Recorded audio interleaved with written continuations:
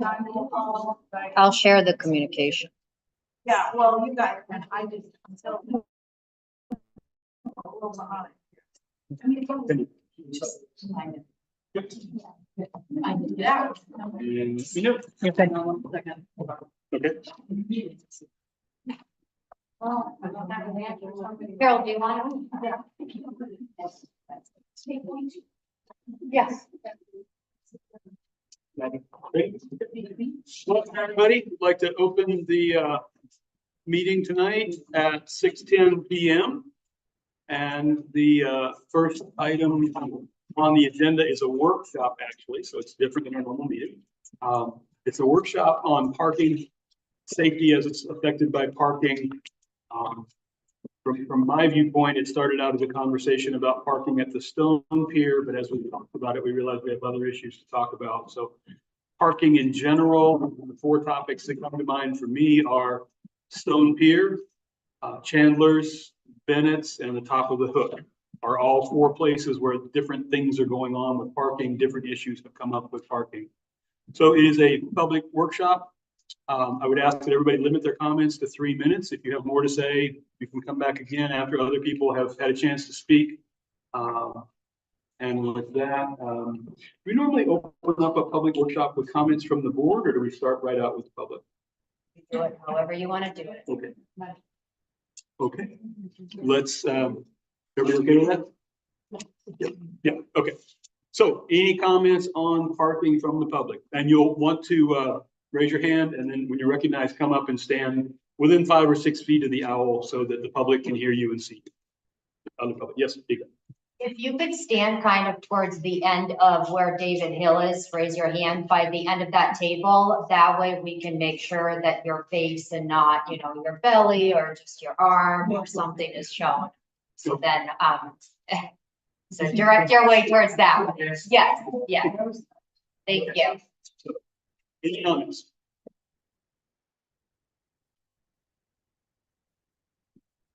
Yes, Beth. Please do. Try to get up to the. Yes, please.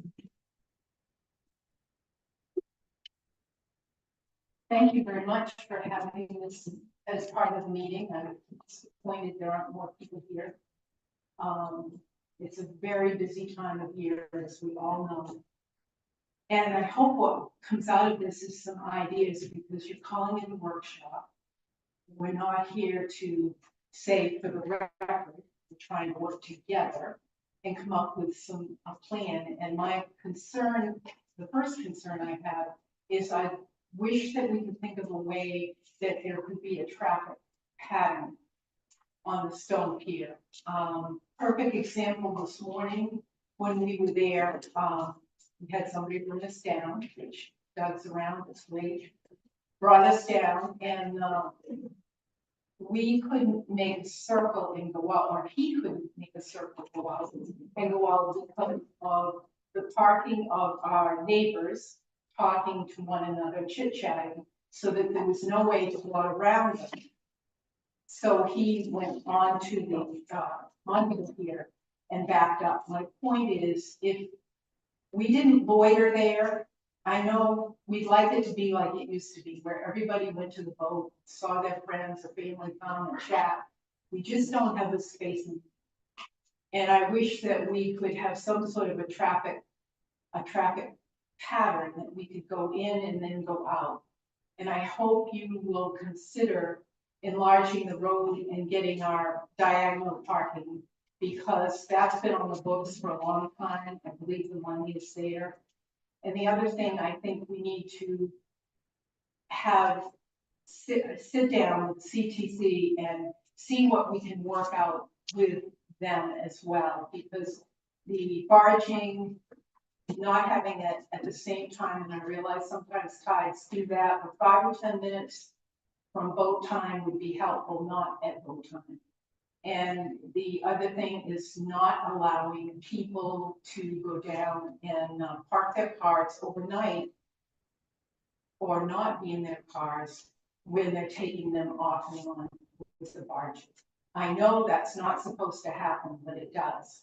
And I think that's something we need to go back and say, look, this is our understanding. So that's all I had to start off with, and I hope we come out of this with some ideas, even if we have to have another meeting. Because we had years back, we had some great workshops, we came up with ideas, and interestingly enough, there were so many people here from different walks of life, different things that they did for work, and yet we came up with some ideas. So thank you for having this tonight, and I hope we come up with something positive. Thanks. Thanks, Beth. Please. That's before you take off, can I ask a question? Certainly. And I guess just to say, from my perspective, I'd like to hear from as many people in the public as possible. So we can, this is an opportunity for us to hear, then we can offer our thoughts. But what, I'm wondering what your thinking is about, prohibiting vehicles on the actual pier. And is that something you think is, reasonable? In other words, that the traffic only pulls around onto the, larger footprint of the pier, but as people, as they do now, they turn, myself included, turn around, back up and unload our groceries and all this jazz. Are you suggesting we not allow traffic on the pier? When you say the pier, what are we The gonna? narrow the portion. What do we want to call it? Yeah, let's give it a name. I think Yeah, that's what. I do only if we have plans, because I gave you an example this morning where we had no way to go but to go up there. And, we didn't want to. In fact, the people that were parking there and chatting, the person that was trying to get around them had to come out and back up 3 times to get around them to go out. And it seems to me we could maybe have this a little smoother. So to answer your question, yes, if we have a patio, but not if we're going to just say, don't do it. Yep. There has to be a plan. And when you come up, please do identify yourself. That's Beth Wiles from South Road. 219 South 219 Road. South Road. Yes. Thank you, Beth. Good comments. Other thoughts, comments? Yes, ma'am.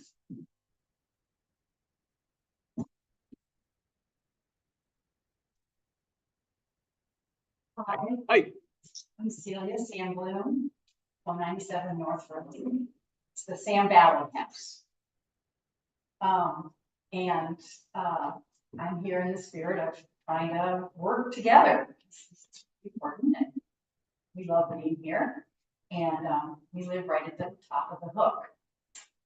And there's been a lot of changes, sort of dramatic. You've seen it, the road's gone. We are very concerned about access, and we're also really concerned about safety.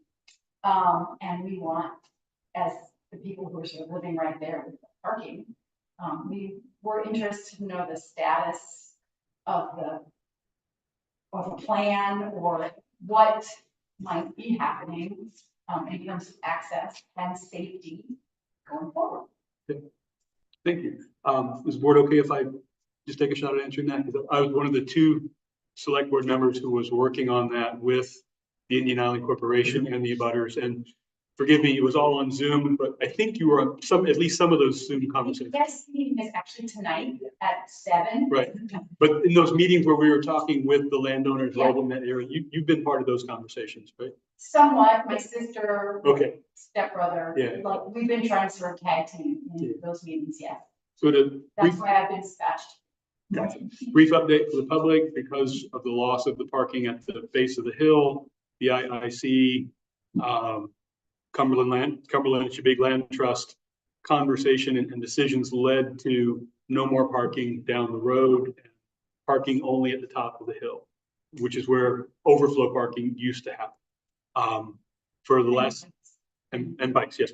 For the last several months, we had several meetings.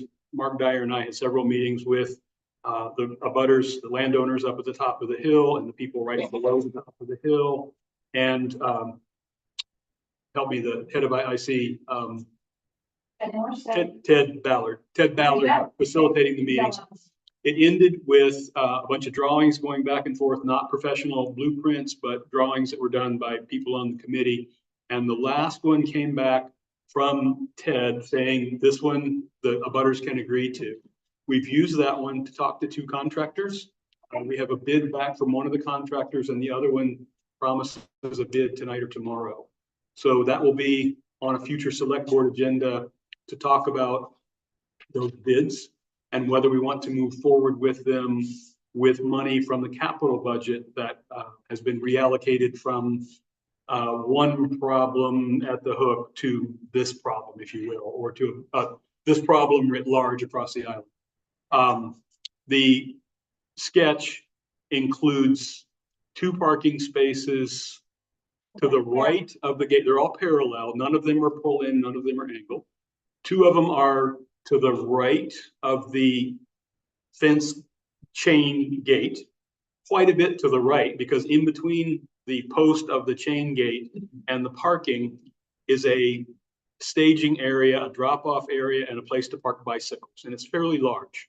There's a ditch there that comes out of a culvert. The culvert's planned to be extended, and then that entire area covered with gravel, and that would be designed to redirect the traffic, foot traffic, who's beginning to walk down the hill, away from the chain gate, around in such fashion that it The new encourages paths, people. the new orange paths. Yes, Okay. it would encourage people not to park their bikes right in front of the gate or their golf carts or whatever.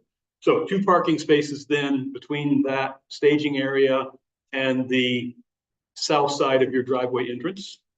And then on the north side of your driveway entrance, 2 slightly smaller parking spaces that are limited by the guy wire from the telephone pole. Oh, And that would just be 4 parking spaces right there and a bunch of bicycle spaces and a bunch of signage that would encourage people to do the right thing. That's a dangerous place. And that's why we're proposing to invest gravel to fill in the town's right of way, but off of the current roadway. okay. And then there would also be overflow parking up toward what I would call the Grutov home, but on the west side of the road. No fill to raise that parking.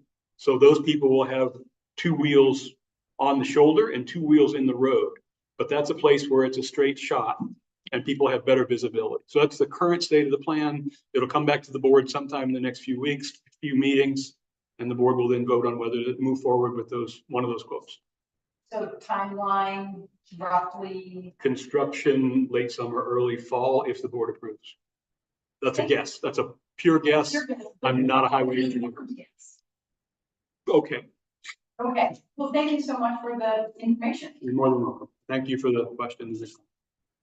Okay, other parking concerns? Questions, comments? Jackie, hi. I'm Jackie Travis, 23 Stone Road. Some thoughts about the stone pier. I would like to see some additional handicap spaces, maybe a couple around the corner. And it has occurred to me when I'm down there that it might be helpful. Well, if trucks didn't park as you're coming down and going, around, if you're going around the corner, sometimes trucks are sticking out just beyond the telephone pole. So what I'm suggesting is that there might be a designated area for trucks, a designated area for smaller, compact, what I would call a compact vehicle. So you're not referring to trucks that are barging, but rather trucks that are parking, if you will? Yes. Okay. Just beyond on several occasions, just beyond the telephone pole coming down on the right there have been a couple of trucks, sticking out. Yep. You're talking about the pole that's where it kind of bends on to the Yes. wider part of the pier. Yeah. Yes.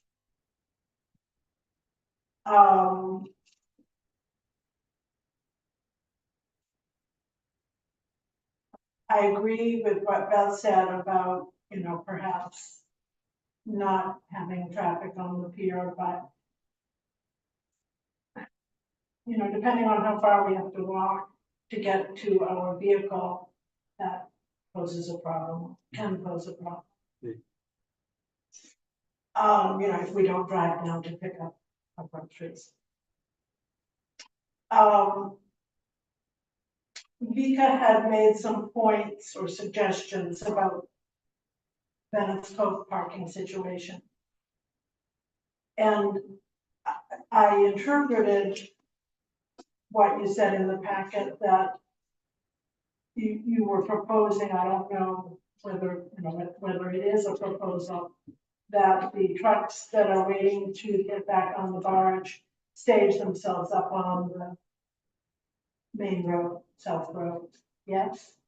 Yes, I spoke to Lionel Plant, the owner of the company, and asked him if that is something that they can work with the drivers to see if it would be possible. And he said that they will work to the best of their abilities to let drivers know when they're getting off the barge that they need to stage up on top of, on South Road until their barge time, at which point they can come down, and to not go down to Bennett's and linger there for a long extended period of time and be on, be sitting there with their engines running.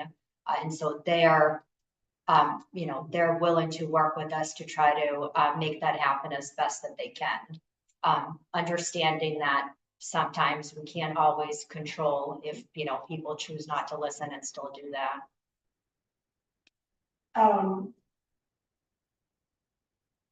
I would again mention the idea that some trucks, back up and down the road, which, is just bothers me a lot, as you know.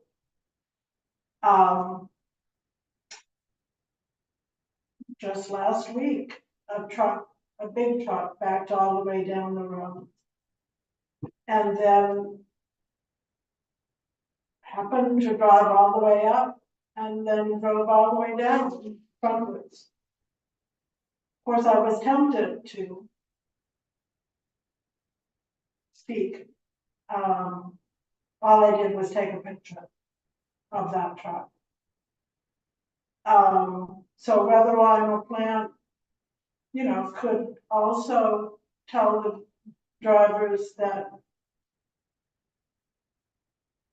backing up and down the road isn't a good idea. I mean, it seems,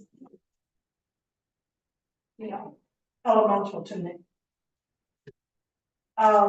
Were you also proposing, Vika, that beachgoers, well, you said in your packet, park at the top of the road? I presume that's the same area where the trucks are parked. So any suggestions that I made in the memo they were just suggestion coming from me as a conversation starter. None of those decisions have been discussed by the board or made. That was just a suggestion that I had based off the feedback that I've heard from the neighbors, particularly about the dangerous situations, not having enough spaces down there, or, the cluster when barging is taking place and there are several cars that may be having some designated handicap spaces down there. So it is still an accessible location, but having overflow be uphill so that it eliminates more vehicles down in that area. But like I said, that was just a suggestion, not a decision that a board has made up by any means. Carol, do you have a question for Yeah, Jackie? well, I just wanted to respond that even though it was just a suggestion, I think it's a good suggestion, and I guess, Jackie, what is your reaction to that suggestion?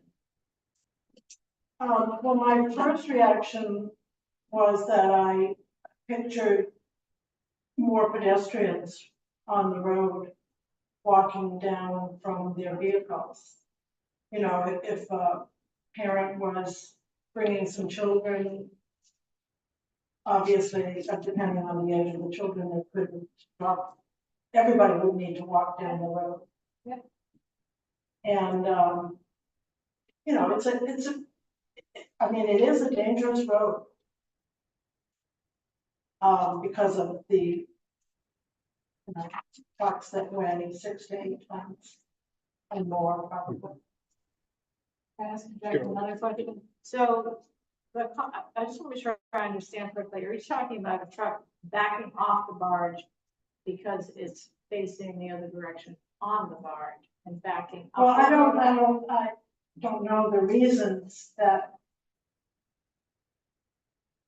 trucks would feel the need to back all the way up the road. But you're talking about as they're exiting the barge, they are backing up the entire road. Is that? Yes, that happens.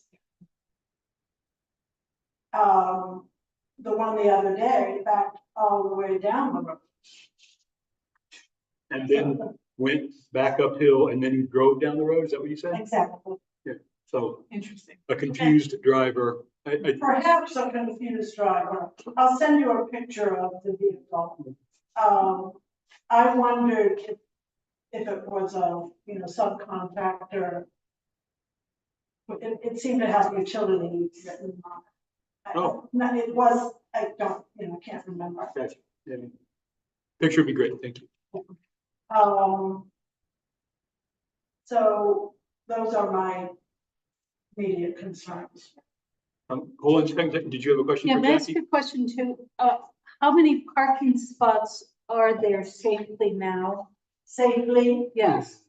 That's an interesting. Okay, so how many spots are there now? And is This there, afternoon.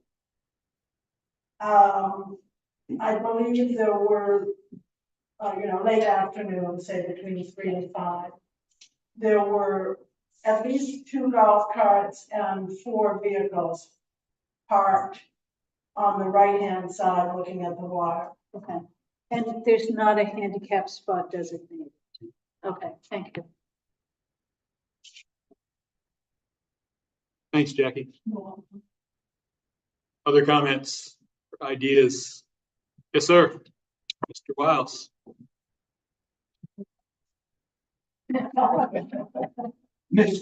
Jerry. Professor. 219 South Road, married to Beth Wiles. 2 years ago, we did a workshop here, so-called feasibility study. 5 nights during the wintertime. We spent here 2 hours each night, working with a group of engineers. We had cables scattered all over here, and people diligently went to work and were serious. And then the plans were shown to us that evening. We all took notes. We said, there, money has been spent, time has been spent. Now, hopefully something will be done. Well, as I speak to you this evening, I don't know if anything has been done with that survey or feasibility study. I'd like to know the status of what it is at this particular time on the stone field. Okay.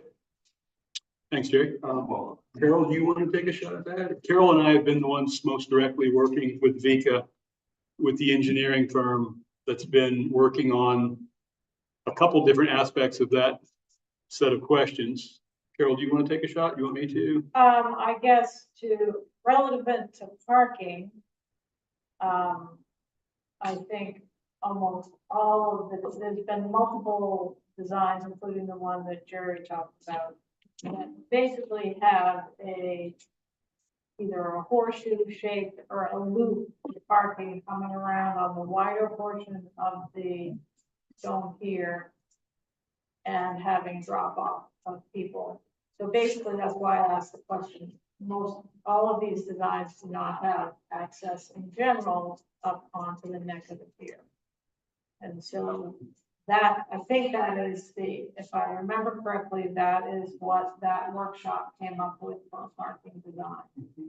So I think the current design is following the same pattern. It's the one that we've got right now is similar. One of the challenges with that design is the narrowness of the widest portion of the pier. And so that is a challenge, particularly in terms of two-way traffic as you hit the electrical post that Jackie was talking about, sort of the first one there. That is a very narrow area, and trying to have cars going both ways and curving around, and you need to have enough arc so that you can get more than 2 cars in there. So figure out, and I think the columns, if you can think back to the columns design, I think there was like 10 cars. So that is, I'd say that is the vision for the stone pier, both pedestrian and traffic design, and the pedestrian walkways would be segregated from the car travel as much as possible. But it will limit some of the parking on the pier, and so there's been a separate effort working on options to expand the parking, whether that's expanding the footprint or acquiring more space for parking. But what, and this is what the engineering firm that we've hired has been working on in the interim. And I understand it's frustrating for people who thought, well, why can't we just implement what we worked on in these workshops? That design had no elevation change in relation to sea level rise. So all of that design was in plan view. What we're working on, or what we just completed, is the third dimension. So we obviously need to raise the pier up some elevation in order to account for storm surge and sea level rise. That complicates a lot of things, and that is where we are right now, is taking the plan view design and the three-dimensional needs and trying to meld them together. Ideally, it would have been better to have done the three-dimensional vertical portion prior to doing the rest of the planning, because it really comes first. And so we're kind of doing it a little bit backwards, but that's where we are right now on the stone pier. And I expect that the community will hear about where we are. And there is a portion that the community needs to weigh in, because the elevation we raise the pier affects the cost. And how far up we go depends on what kind of design horizon we want to build to, and how much we are willing to potentially not use the pier during, severe storm events. And so there's a bit of a decision-making process that the town, the community needs to go through. I expect that will happen in the near future. So we kind of have two parallel paths, but I agree with Jerry. There's a lot of effort put into some of that design work. I think that is still valuable and will be used, but we have to figure out the elevation issue, because that affects the overall design. And so, the numbers are significant in terms of what we would have to raise the pier. And so that's a fact. And I think, one thing that Vika, just while I'm talking, I will mention that Vika proposed in her comments, and though these are Vika's personal comments or town administrator comments, I think a lot of them are pretty good. And one of the things she's mentioned, if I'm following her correctly, is kind of incorporating this loop kind of travel. And think of it when we have the area closed off for traps, basically maintaining that year round, or at least 90% of, whatever, some period of time. We don't allow anybody to park there, where just like when it's trap time, and we use that whole area to loop around. I think that is a good thing for us to consider, because I think on the short term, that might really alleviate some of the problems, and it frankly will be training us for whatever the future holds in terms of the traffic pattern. But the reason I asked the question of Beth is, I think we all have to face the fact that we probably cannot, if we're gonna assume this kind of traffic pattern, we can't go up to the neck of the pier, back in, drop people off, pick up our groceries. We're gonna have to walk further with our bags and groceries to, just like you do at, say, Casco Bay Lines or something. Well, Casco Bay Lines isn't maybe the best example, but it's the same kind of drop off that you might have at another carriage. So that's kind of where we are. I don't know, Jerry, if you have any questions on that. Could I add something? And then Yeah. David, and then I think Vika might want to say something. I agree with everything Carol just said, but Jerry, looking back, 4 years ago, maybe, when the town voted on the proposal to buy land from the golf course to add parking, I was one of the people who voted against it. And I said at the time, and I still believe, that it's a really good idea if there's a way to add that parking to do it. I believe that. But at the time, I thought we needed to integrate that concept with the stone pier work, with sea level rise, and with the widening of Wharf Road. At the time, those were all being contemplated, but they were different efforts by different companies and engineering firms and quotes. And I felt it was important that we wrap all those together.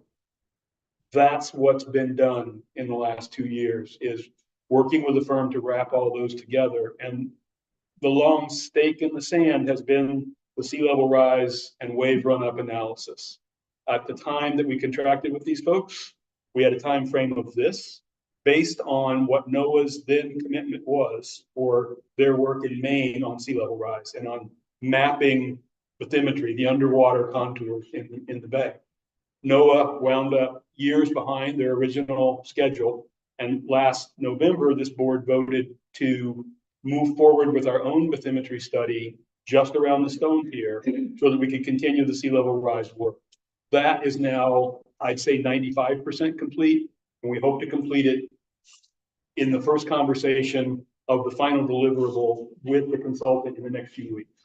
Then we're ready to talk to the public about it and see what the public thinks about it. So that's just my add-on to what Carol said. I think David wanted to say something. Yeah, I just wanted to mention, we did get a letter from Senator Susan Collins. I am writing to update you about the status of the township of Big Island's request for funding to improve the safe and resiliency of the Stone Pier. You may be pleased to know that with my support, $1.181000,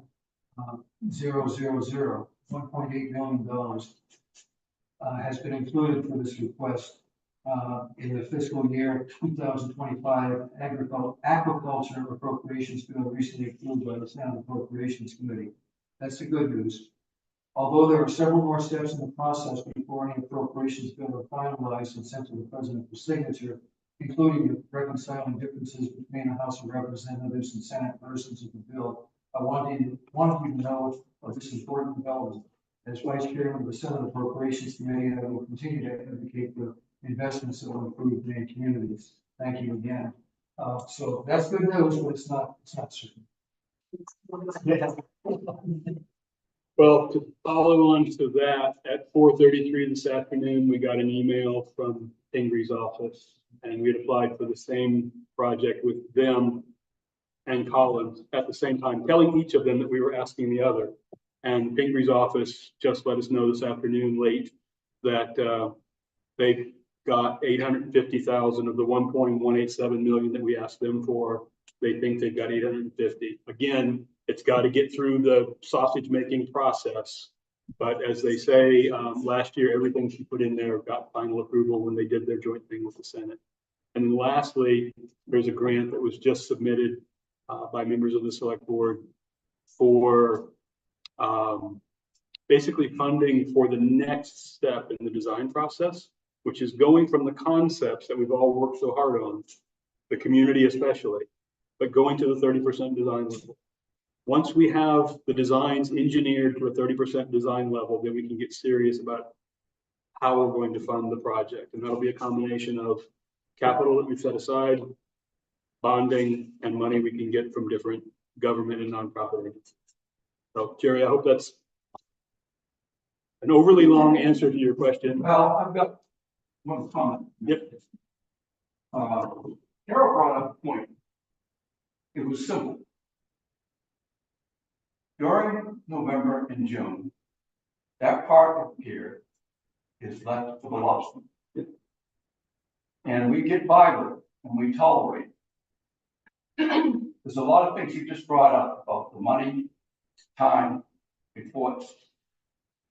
In my mind, why not try to see if that would work? You don't have to worry about anything being high. You don't have to worry about being low. Just try it out. This is the new plan that we have on the island. We'll come down here and swing over here, and people will come out this way, and people won't come out the way people are coming in. It's pretty simple. And it will be understood, and just to see what may happen if we try this out in the next step along. Thanks, Jay. And I would ask, again, that original concept of doing that in the short term came from Vika. Vika, do you have anything to add on that? So when I was thinking of that suggestion, it came to me when I was down at the Stone Pier during a time that part of the pier was closed to the fishermen. And while I was sitting there, what I had noticed was people were doing similar to what Beth had suggested, where they come into the loophole area and they just park. And they're blocking all those empty spaces and all that empty space that's not being utilized. which that when it came to me that could we take this to our advantage and try it out? Yes, we would lose 7 to 10 spots during that time frame. But what even further than that, what I had in mind was that if you come down, you come through the loop, those that can back up, you back up and you park one, one lane, not the double, down onto the neck. If you're first, you back up as far as you can. You don't just back up at the very end so you can be the first one to get out. And you kind of create the, staged area. And then if you come down and then that area is closed, you loop in and you back into some of those spots. And so then that becomes more of a staging area for the overcluster of people that are coming down to pick up. And so you don't have that loop area that's being parked in every which way and it's clear. So if anybody comes down, they can still come down and kind of turn around and go. And then when people pick up people and they go to leave, everyone's moving forward and there's no backing up happening.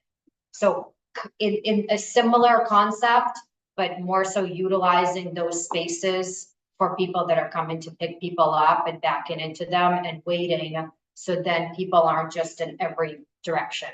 But with that, I think we would have to also be creative in terms of who can park at the Stone Pier and how that could maybe be worked into with the contractors. 15 years ago, there weren't the same amount of contractors taking up twice as much of space as they are now. So that's a conversation we're having. Could there be a different location that they could go to? So that was just one suggestion, but I think it would be something that could be implemented in the near future while we wait for a very long-term design.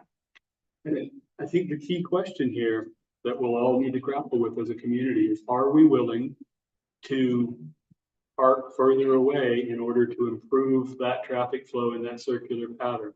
More people will be parked up around the corner by, I counted 11 spaces when I was down there this morning. So 11, everybody's going to have to move up the hill one way or another, 11 spaces, just by taking away that south row of parking between the barge ramp and the head of the CTC room.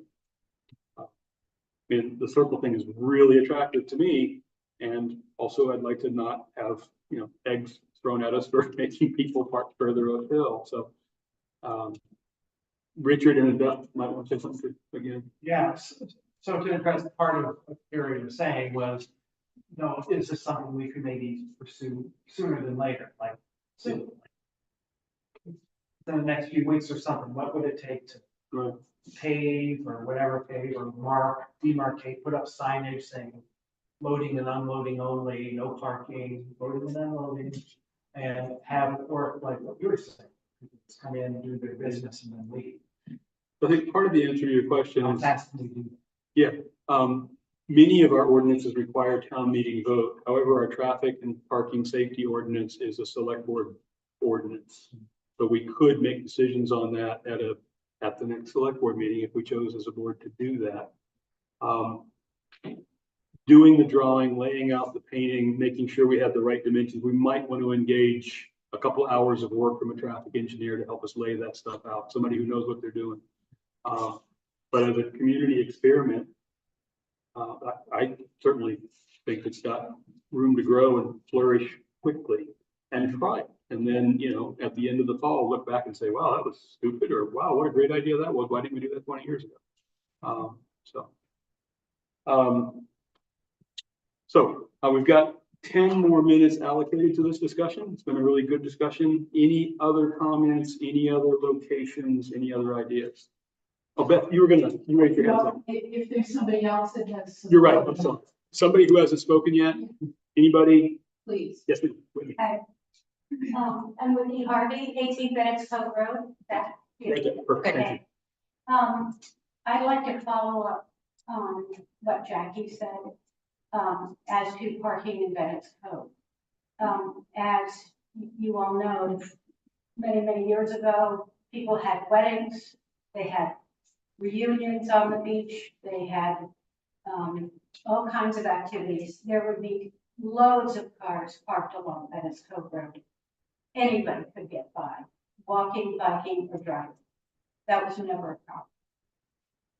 so since we're on the subject of parking and grants,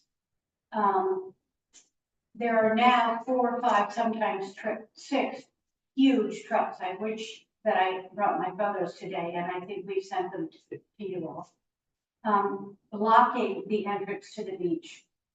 You really can't drive down there and park and then get by a truck. You can't walk by the trucks.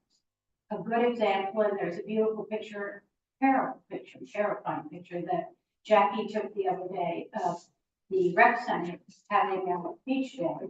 And the kids were all dropped off, biked down, and then the barge came in and there were 3 or 4 trucks, and there was a photo. It's alarming. And the kids are standing there. I'm sure there's a supervisor there, but it's my understanding that the kids were terrified. But you couldn't get onto the beach. When you see this picture, it's mayhem. I don't think they can cohabitate. This is not a spot where you can have trucks lining up in front of the beach that's really also there. And moving the trucks up off the beach, then they're going to be up on South Road running their engines. And for a couple of hours each, there might be 5, 6, then more trucks coming in on the next barge, and then they're going down, and there is going to be an accident. Kids bike down there, they run, they walk down there, they've been going to Bennett's Cove for many, many years. And that is a problem today. So my suggestion is that we form another committee and start talking about grants. Susan Collins just was able to get a grant for this other situation on the Stone Pier. There are grants for Sunset.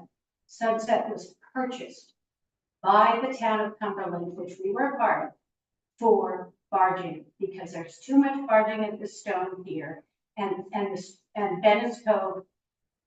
It doesn't work. The DEP has already weighed in on this. It is a problem and it's a liability.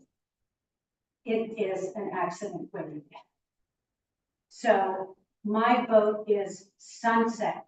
And Dale said this at the last meeting. What is with you guys? Sunset. So I echo that as well. Thank you. Thanks, Libby. Others, any other comments? Yes, ma'am.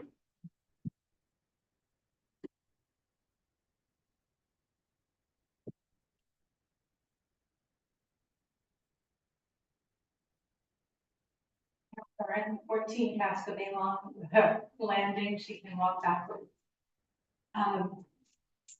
We had a big behavior change in 2016.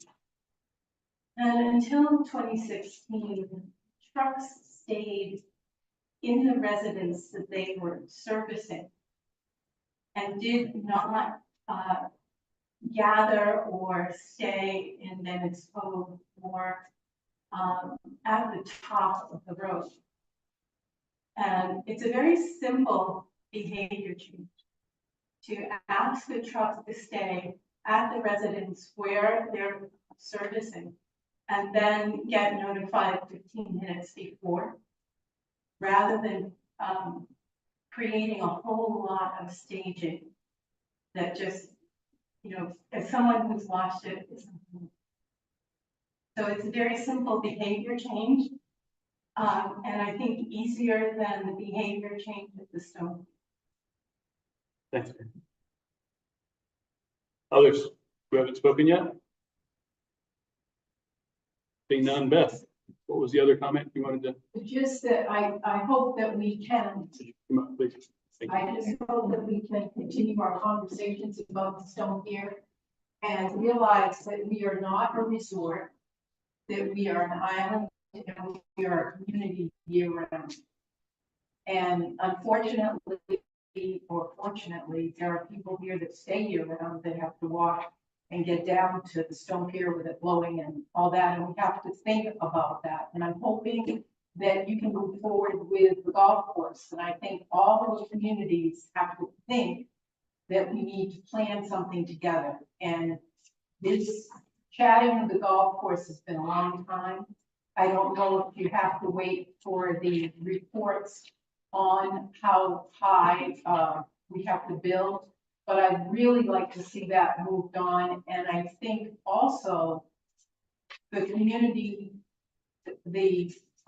groups such as the rec center, it would be nice if maybe the rec center might consider hosting the pizza on Wednesday night and maybe having somebody from the rec center work with autos to just deliver it up to the school and leave them at the picnic tables. In fact, Vika, if I remember, we talked about that, would be great if one of the community organizations came forward and just did that. And then there wouldn't be such a cluster at 4:30 down on the wharf. That might really help, and it would be giving to the community. So that's a thought. And the other thing is, years ago, any work that was done at your house, the people that were working there, you took them back and forth. I think that the summer people should be doing that too, just like we used to, and we should be continuing it until we can come up with something better. But I thank you for listening, and I hope you will reach out to the commuters, to Mr. Mailman, and to the CTC, and see if we can't work on some of these, because the stone clear is our way of getting back and forth summer and winter. Thank you.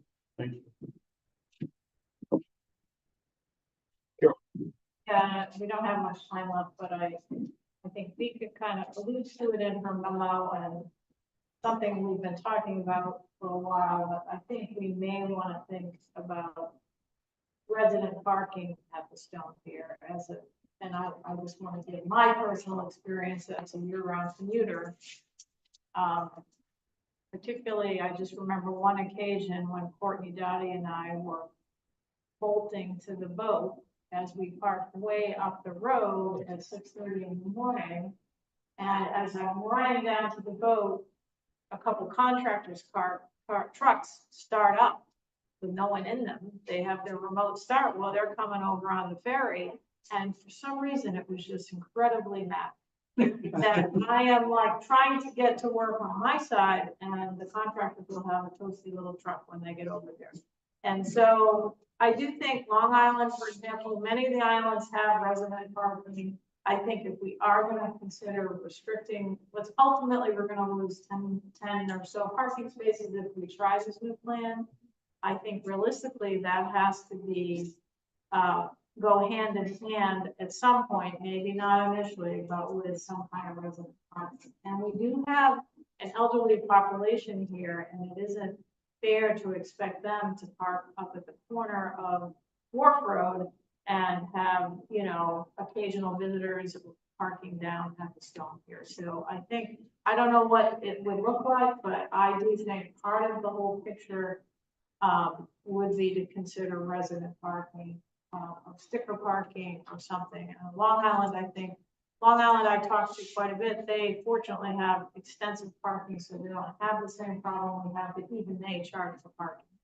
And so, anyway, it's something to think about. It's not uncommon for areas where there's limited parking to have restrictions for who can park there and who can't. I mean, we can all think about train stations, you know, bus stations, places we've been that only residents have parking and other people have to find something. Comments, anybody? Speak. I just have one brief comment kind of referencing to parking. You know, we pay a lot of money to leave our cars on the other side, and it's a huge chunk of change for everybody. And on this side, it's very unregulated. Anybody can park. And I think as a town administrator, I feel like it's lost revenue on our part. As a taxpayer, of course, I don't want to pay an additional, you know, fee, but even if the town can implement $50, when you register your car, you get a sticker to allow you to park it, and you know, 200 cars, that's 10 grand of, I think that my math is right, 10 grand of revenue that we're putting back in our pockets that can go towards the improvements of the Stone Pier. or towards any additional. So I think little changes like that could help us in being able to collect some small revenue on an individual basis that could add up to good chunks of cash to then, you know, put towards some of this work that is going to be needed down there that the taxpayers in all will have to pay for. All right, it's exactly 6:59. Let's close the public workshop 1 minute early and move on to next items on our agenda. So thank you all very much for all those comments. And for those of you out there in YouTube land, if you are interested, Vika's email is on the website, as is email for all the select board members. And we would love to hear from you if you have ideas. And next step? Well, now that's our next agenda, and let's talk about next steps. Nope, it's a public hearing. Yeah. Yeah. For the end. Right. So I think. I'm sorry, it says regular business to take any necessary action from the parking. So what I would suggest is that we digest some of this information and maybe we have an agenda item on the select board meeting where we propose some changes. And I hope that you and others will maybe involved. Yes, for sure. Yeah. And that any drafts will obviously be part of the packet for that particular meeting. So, all right. I was wrong. It's not the next agenda item. It's a couple down. So moving on to item 4 on the agenda, public comments for items not on the agenda. No, one more. Number 4. I'm on, so it's number 4, IV, public comments for items not on the agenda. No. Public hearing for Big Island liquor license. Wow. I have a different version. Okay, number 4.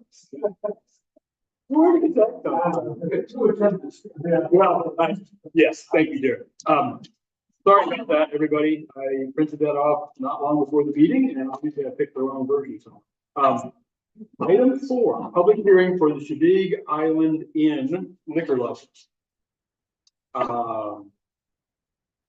So we're opening a public hearing. Do we need to vote to open the public hearing for that? No, we're just having a public hearing. Yeah. Okay. Yeah. It's in the packet.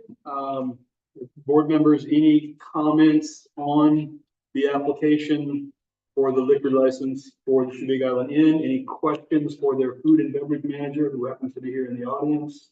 Hello. Carol? Well, I think we had a meeting last year where some of the general manager for the big transportation company came and met with the select board and expressed concerns about inebriated passengers on the ferry coming primarily, it sounded like from the county. And, you know, it was difficult for them to manage. And I recall one incident was somebody, you know, jumping onto the ferry from the dock, trying to jump on, and, you know, by hanging by their hands. And also just people bringing alcohol onto the ferry itself. So I think at that time, we said that we should bring that up when we review the liquor license. So I'm bringing it up. And I guess, I don't know if it's been a problem. I haven't heard anything this year from Matt about that, but I think it was a serious problem last year, so.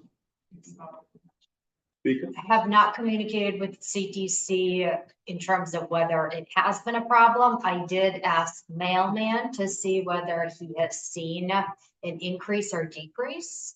And he said that he goes down there on a regular basis when, I mean, it's easy to tell when there's wedding. And so when he patrols, he has not seen any incidences such as what took place last year. Richard? Is there anything that the hotel done, you know, that would help to remediate those events when happen? I believe, and Carol, correct me if I'm wrong, if I remember correctly, there was a lengthy discussion about steps that they would take to talk to their wedding guests and that kind of thing at that particular. I don't think they were Conversation. here for that. It was just Matt. Right. There was a communication with the sheriff's office in terms of extra coverage, and communications with CTC. There was a communication with one of the management staff, and they said they'll talk about it, but obviously there's a whole new staff rotation for this year that is completely different from the people that we were talking to last year. Right, and my recollection was, one suggestion CPC made was that over a certain number of people, we would be required to have law enforcement coverage to help manage the problem. Because they felt like it wasn't appropriate for their staff, the deckhand staff, to manage.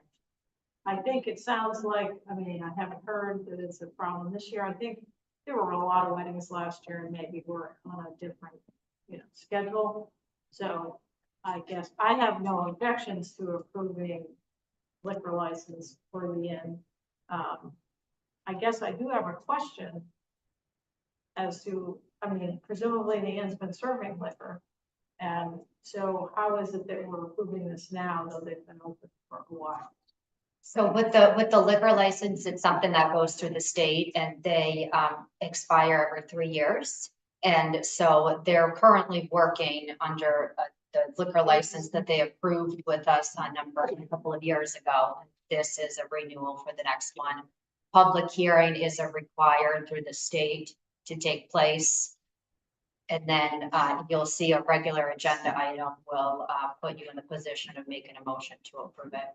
And then you sign it here and there, and then we give them the paper if you approve it, and on their way they go.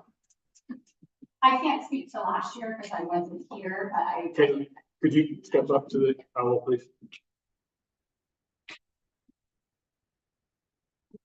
So I can't speak to last year because I wasn't here, but I do, I'm the current food and beverage general manager at the inn. 20+ years of experience, including my own space in Yarmouth previously, so we take it all very seriously.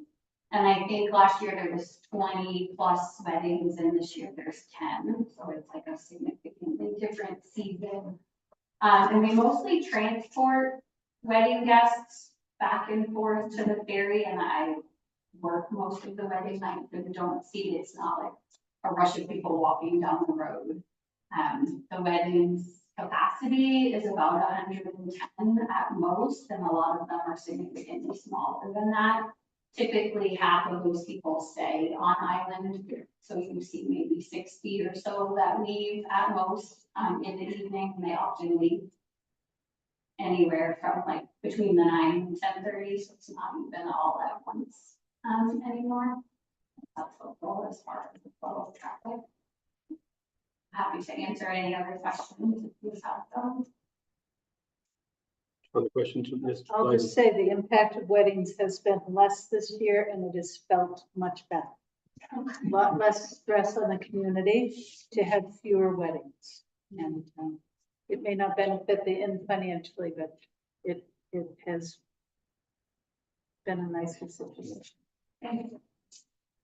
Does anyone on the board have any requirements or suggestions for the inn relative to the vote whether to approve this license or not?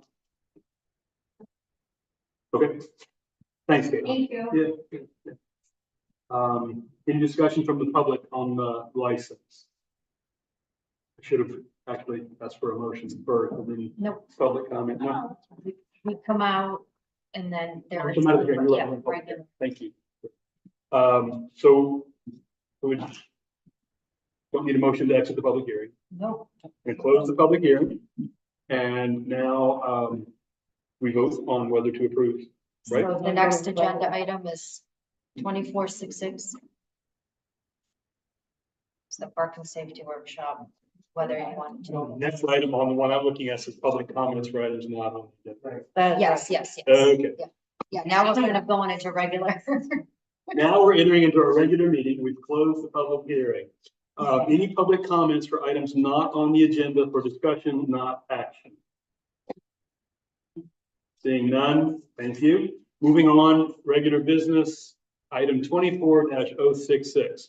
To take any Mr. necessary, Chairman, yes, sir, point of order, I think we need to close the workshop. I did. We did. I did. I didn't vote on We didn't vote to open it. We don't vote to close it. We don't need to vote. it. Is what our town administrator told us. So to take any necessary action from the parking safety workshop, I'll open.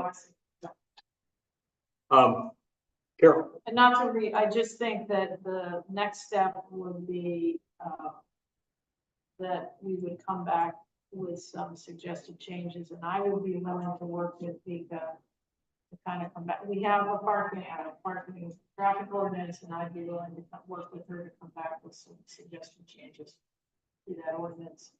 I think not by the next meeting, but maybe one after. and I think that's a great idea. I would wonder if either of the two newly elected board members would be interested in participating in that. Great. I'm for parking. We love parking. All right, all right. We have two volunteers. All right, any other comments from the board? I think we need to vote on that action. Consensus? Good? I just have a comment. So, I agree. Just thinking of the timeline, that board meeting will then fall into the second meeting of August, nearing the end of summer. And, what I heard from the public is there anything what we can kind of start implementing now? Can we make changes now? So I don't know if that impacts anything in terms of any direction. Just wanted to point that out as far as timing wise. Well, I think it would require a parking ordinance change to implement some of the things we discussed. I'm happy to try to get it to the next meeting. That's what you're sort of suggesting. I don't think we can do anything sooner than that unless I'm Let's do a special meeting. mistaken. So we can shoot for the next meeting. I may as well. I mean, it's sort of, you do it whenever. Okay. Thank you so much. Just keeping the pressure on. Any public comment on that agenda item? All right. Item 24-067 to approve the Shabig Island Inn liquor license. Is there a motion to that effect? So moved by David, second by Carol. Discussion from the public. All in favor? Thank you so much. I'm just gonna ask for you guys to sign it. Yeah. And,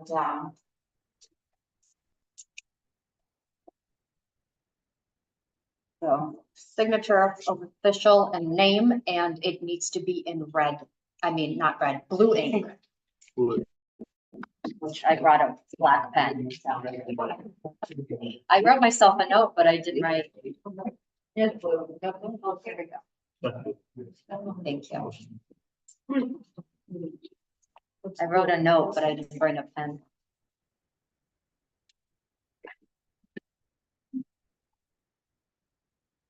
I'll sign it real quick and I'll open up the next agenda item, if that's okay.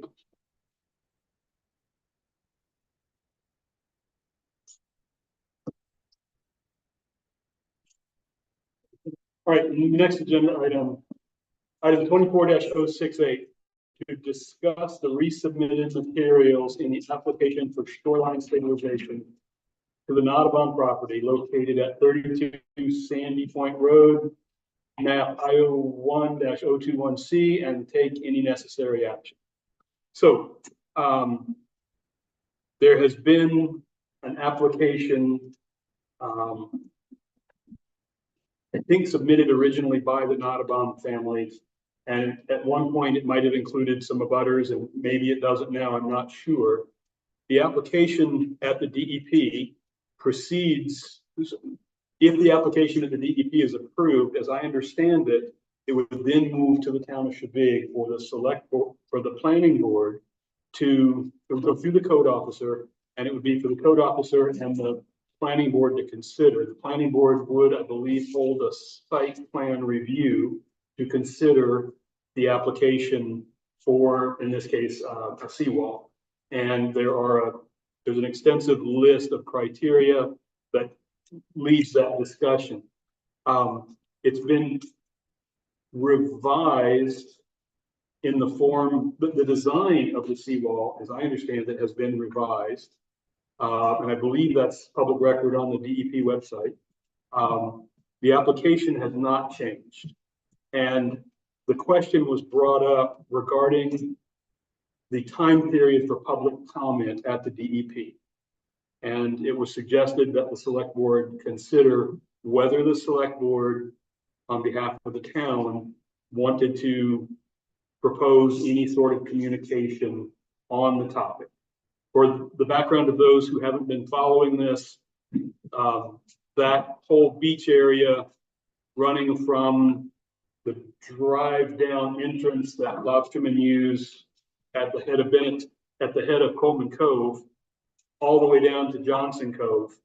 That area is a federally designated and state designated coastal barrier resource system, abbreviation CBRS, and has several protections associated with it at the federal and state level as such. And then from a community standpoint, it's a beach that many people go to walk and enjoy.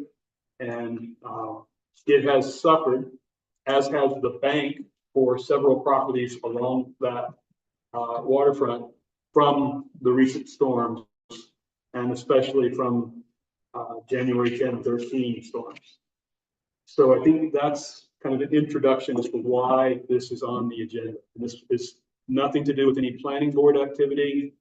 This has nothing to do with site plan review, because that doesn't even become contemplated until if and when the DEP approves the application. Vika, anything else to add to the introduction?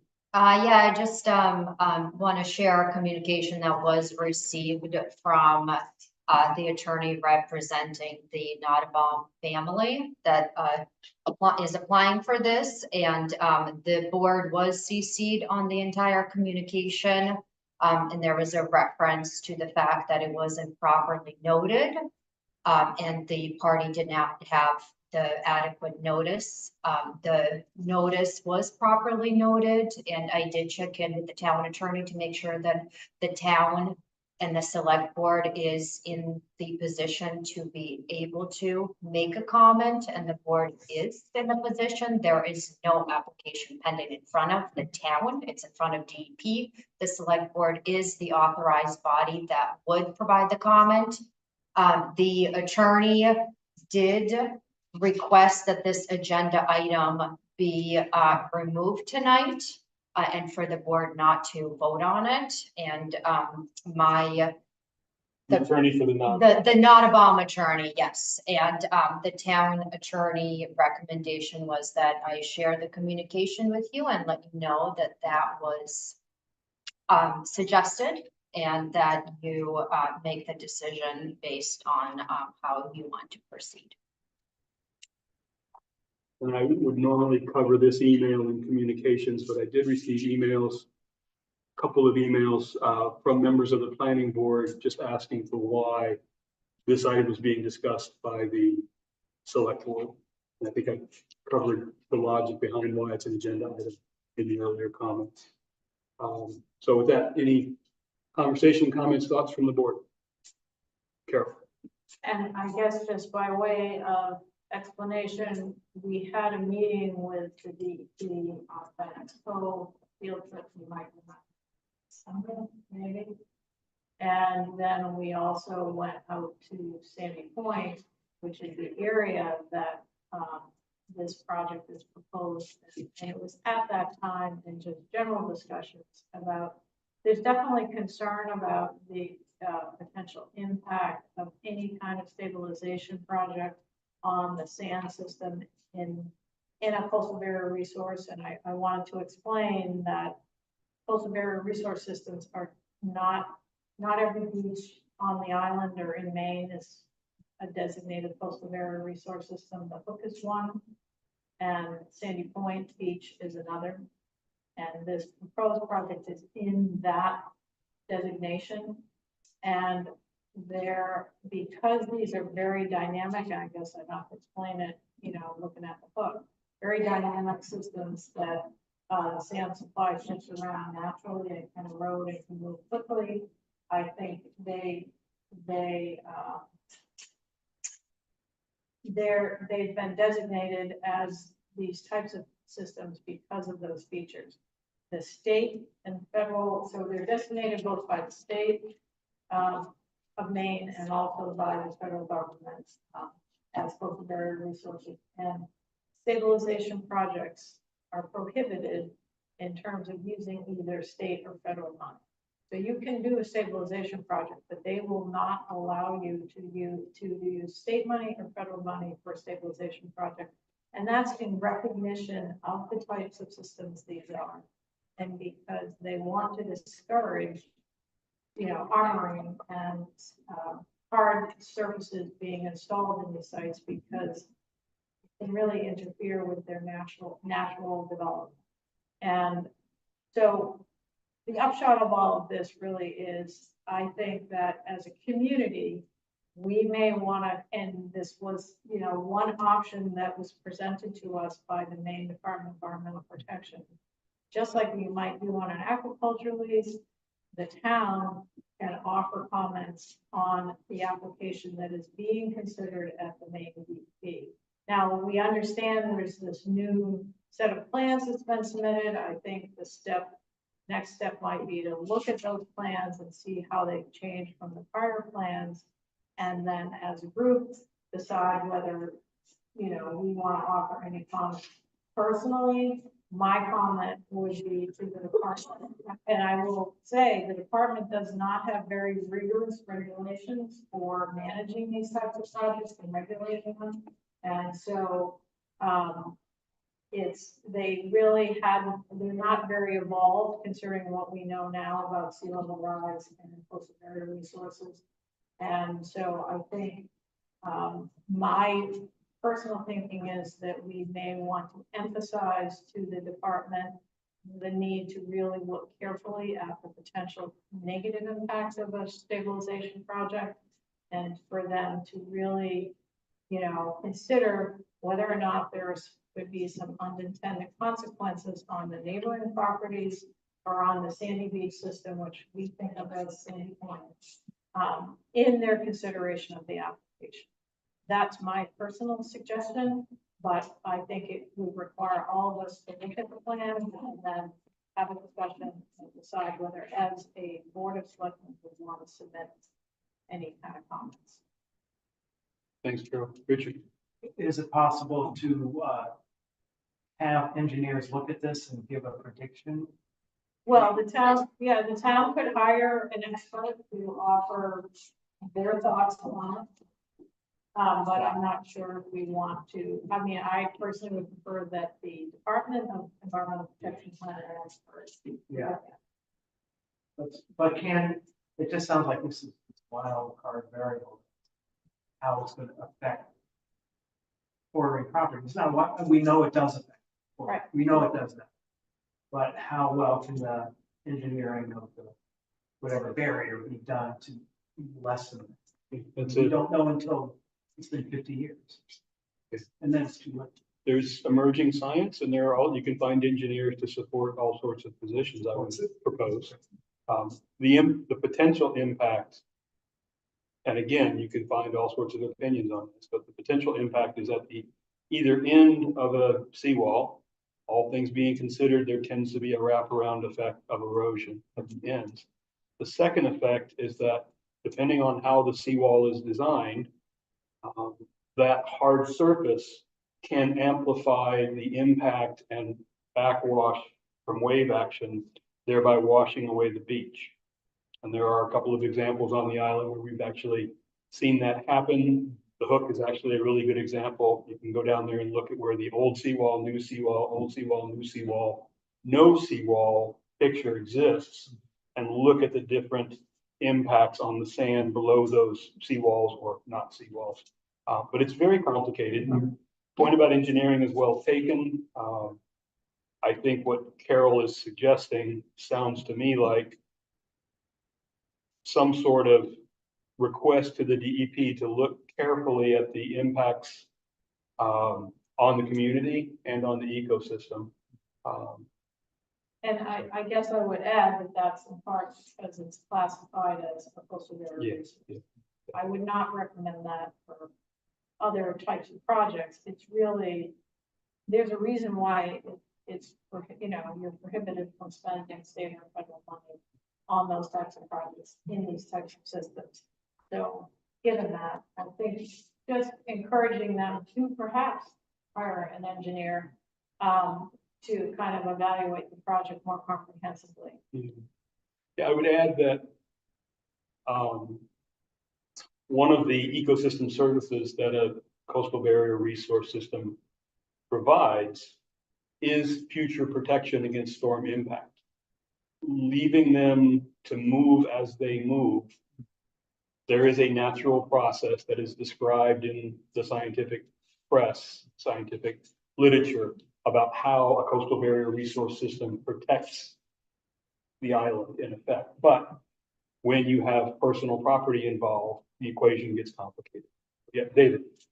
Question for Carol, I may have missed it. Whose regulation is it? There's no state or federal money involved. The federal government has passed a law where you cannot use federal funds to stabilize using, except for natural stabilization, which is sort of called nature-based solutions. So for hardscaping, you know, types of stabilization, it's prohibited to use federal money on coastal, federally designated coastal barrier resources. The state of Maine adopted essentially the same law. They enhanced it slightly, but they also prohibited the use of state funds on any federally designated coastal barrier resource. So they just adopted the classifications wholesale, and then they've applied the same kind of financial constraints to funding. Thank you. Thank you. I have a question. I'd like to ask you, Carol, when was this land designated as a coastal barrier resource system? And how long have the owners of that property been aware? The first question is, I should know, but I think it was, I had it in the late 80s, maybe. Maybe the late 70s, I can't remember. It's 80s, I think it was in the 80s. I don't know how long the property owners have. So I see so much, that's such a dynamic area changing. It's difficult for me to understand, to believe that we can really stop that process. Well, I mean, it depends on ultimately, yes, you can, I agree, you cannot stop the process. Ultimately, the erosion will continue from seaward inland. I mean, that's true on all areas of the island. And I guess to clarify too, it's not that there aren't some measures that can be taken to help minimize the erosion, but you want those measures to be designed in a way that there aren't, you know, negative consequences on the rest of the ecosystem. And other states, I would say, are much more sophisticated in how they regulate these kinds of projects. Maine is really still kind of pretty unsophisticated, and I think it's worth us considering. And I think Bob's comment, you can see kind of what happens at the hook, and I don't think we want that same kind of thing there. But I think it's a board decision, but I would suggest we distribute the revised plans, and we could decide whether we want to do something. I looked it up, the Coastal Barrier Resource Act was passed in 1982. 82. And I would suggest we certainly don't want to send out a memo without seeing it first. So one possible action would be for someone to work with the town administrator to draft a memo that would come back to the board as part of the packet next week. I'm sorry, at our next meeting, which is early August, along with the revised drawings, maybe showing the old drawings and the new drawings, something like that, that gave both the public and the board the opportunity to look at the material and consider the material before the board decides whether or not to send such a memo out. I would also add that, as far as I know, we've not gotten an answer back from the state as to how long the public comment period will remain open. So that was the reason for going ahead with the agenda item tonight, is we don't know yet. We've asked a couple times, but we don't know when they're gonna close the public comment period. So, And we understand that there is a ticking time. so, I'm gonna hold off on comments until there's a motion, if there's a motion. Does anyone care to make a motion on this topic? I guess I don't think that we need a motion at this stage. I guess I would be willing to work with the town administrator to draft a memo if that's the Sense of the board. sense of the board. And I think the board, doesn't want to support something like that at the meeting, that's fine. I don't think it really be are on board with any kind of memo, but I think that is a reasonable approach rather than just talking about it. And I think putting it out there for the public to see. Oh, yeah, I don't think it would be super lengthy. I think it's really just expressing our concern and kind of asking the DEP to give it their close attention. Sense of the board, David? I would defer to Carol, for her expertise, and I would move that, we ask Carol to work with the town administrator to, report on this issue. Do we need a motion for that, Vika, or is that? What you'll need a motion for is Approve it. to send it, but if you feel more comfortable with the motion to show the steps of going, if you want to keep me accountable that this is gonna be done, then yes, you'll get a motion. Okay. Could Is you there- repeat it, please? Oh, yeah, sure. Well, We request that Carol White will work with our town administrator to respond to the, to the issue. To draft the memo. Yeah. And is there a second? The issue of, and then use that language with the top. The application for shoreline stabilization of the Notabon property at 32 Sandy Point. Is there a second? I would second that. May I ask a question about it? The motion's been seconded by Eliza Jane. Is there discussion from the board? So does that mean if it's a motion and we want to have it sent, do we have to wait until the next meeting? Okay. Thank you. No, I'll second it. Thank you. Okay. Discussion from the board on the question at hand? Seeing none, discussion from the public, Paul?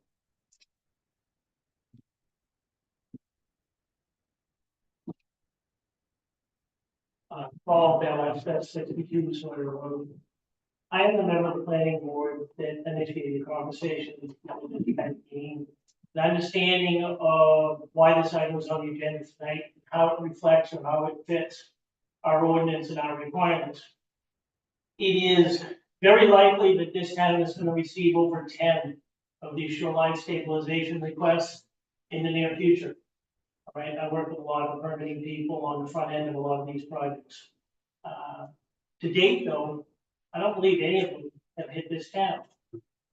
I appreciate the information provided tonight on where one could find these updated plans on the DEP site. I was not aware of that when I first started the inquiries.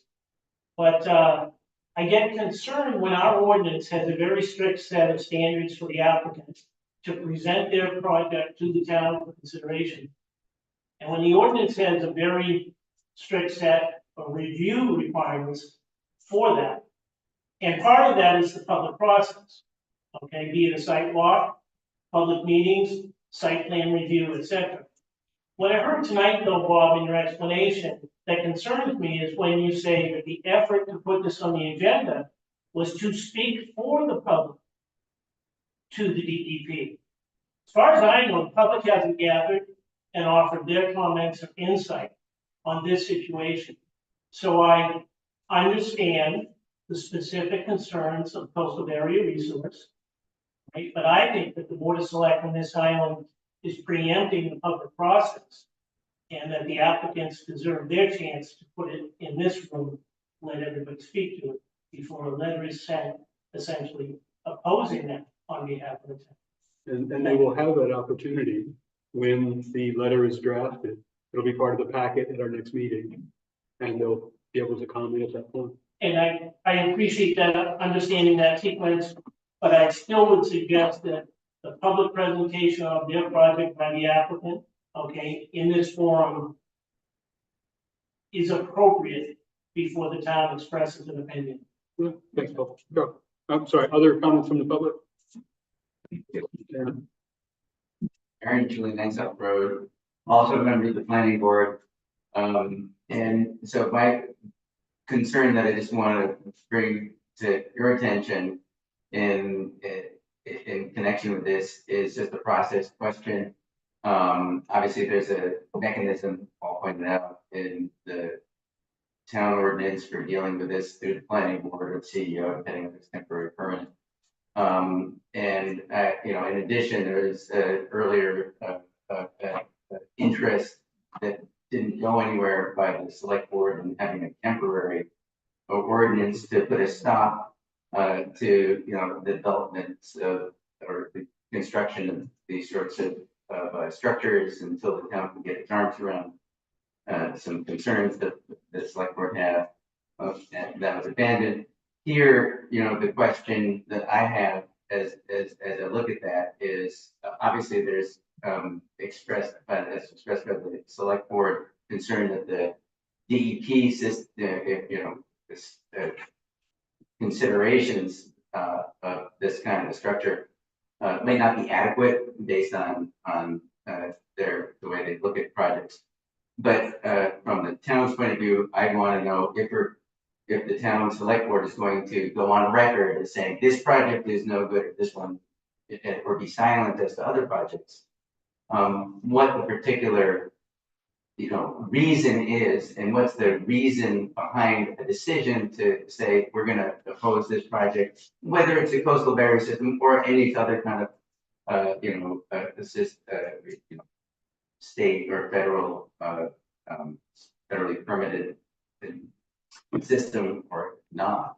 And although I know the coastal barrier system is a particular designation of the way sand goes, I don't know much about it than I've heard here.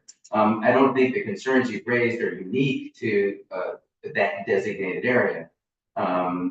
Anything you've said here could be applied to a number of other locations that would have this sort of a structure of it.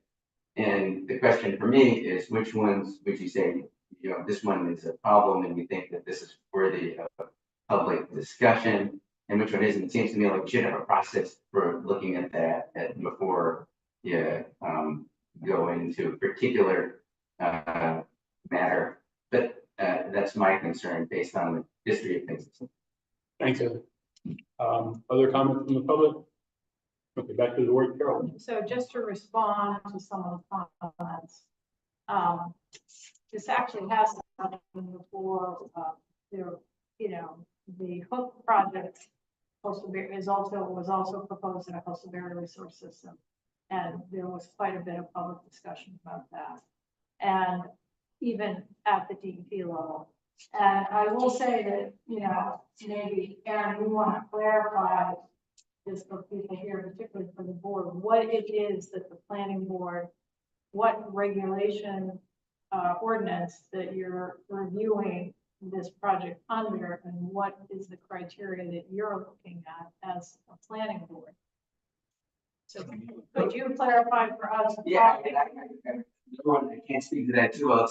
I'm assuming that this would, if an application was in front of us, there is none that I'm aware of. It would come under the shoreline zoning ordinance, section 308, I believe, is the section 308.3 are the standards. I don't know specifically what those standards are because I've been on the planning board for a year and a half. We have never dealt with anything along those lines. So I can take a look at that. Other than I know it's there, it exists, and there's a set of standards. I imagine the state has another set of standards that it looks at as part of the DEP review of any kind of project going to them. That's probably very scientific in its components, and things we look at are a slightly different set of things, and I suspect aren't as scientific.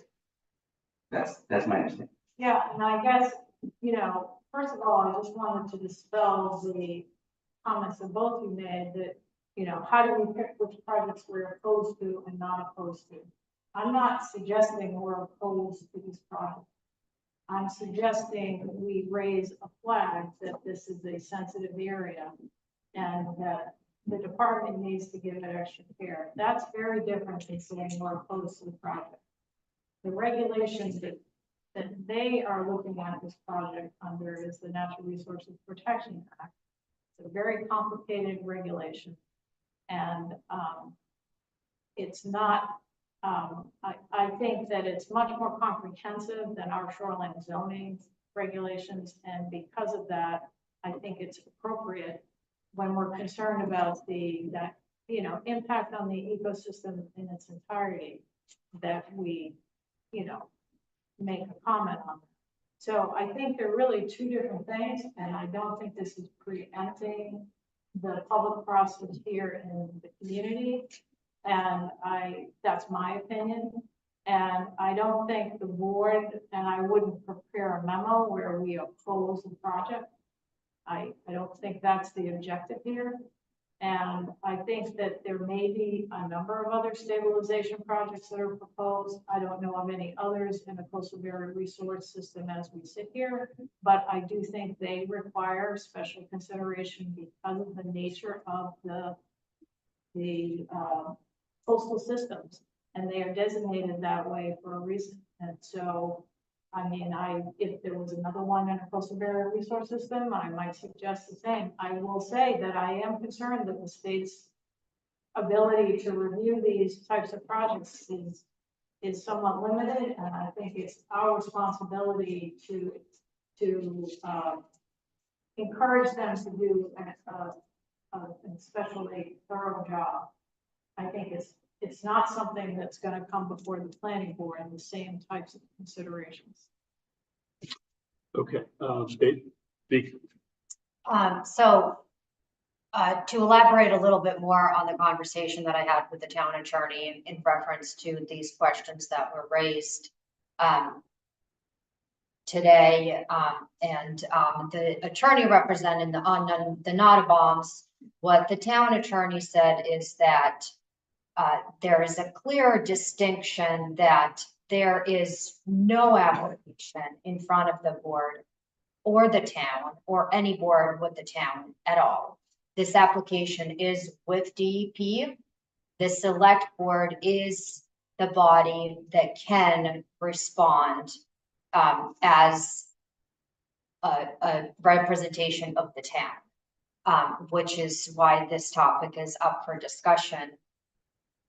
It was also stated that there is no guarantee that this particular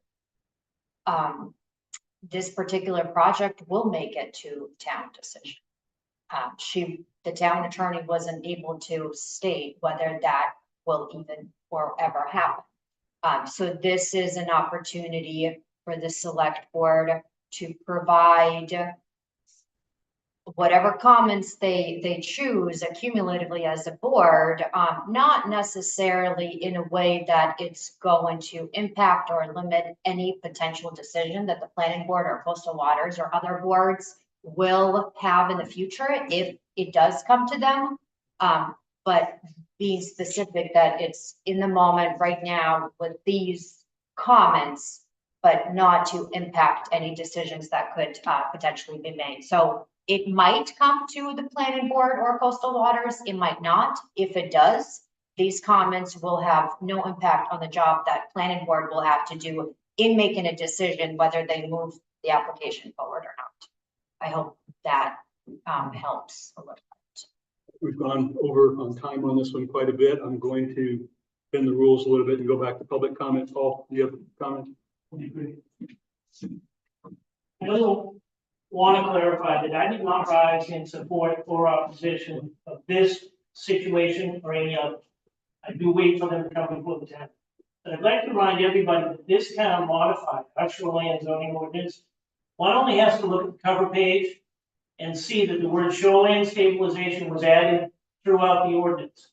That was done and approved by this town Because this town had a history of no notification, no public process, okay? And essentially these shoreline stabilization projects happening in a manner that was not consistent with, how people thought it should occur.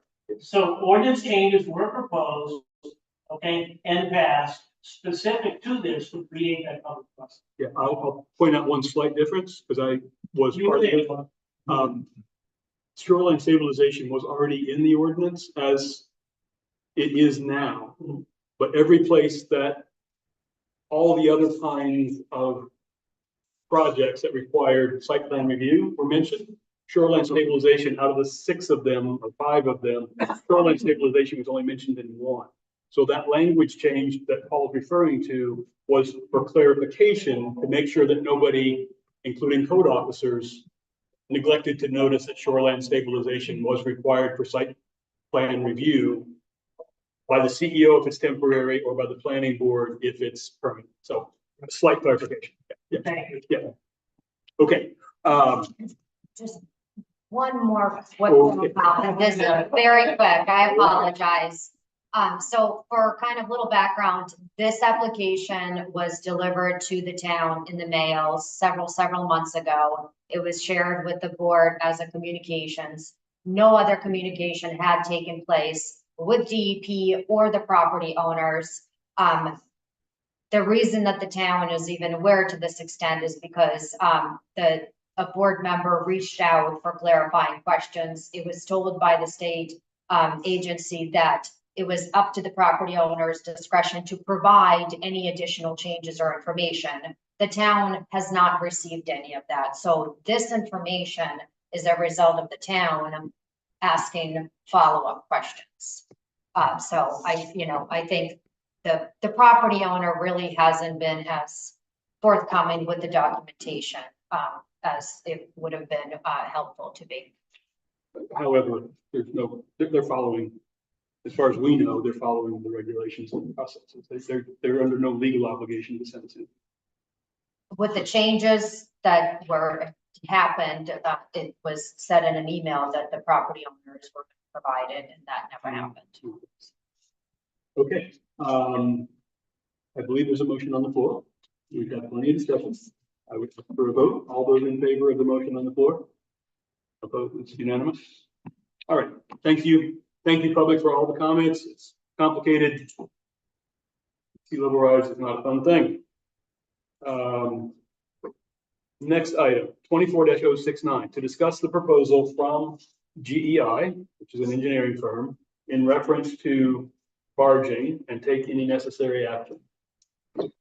We can do this to you, Carol, but you take the lead on this conversation.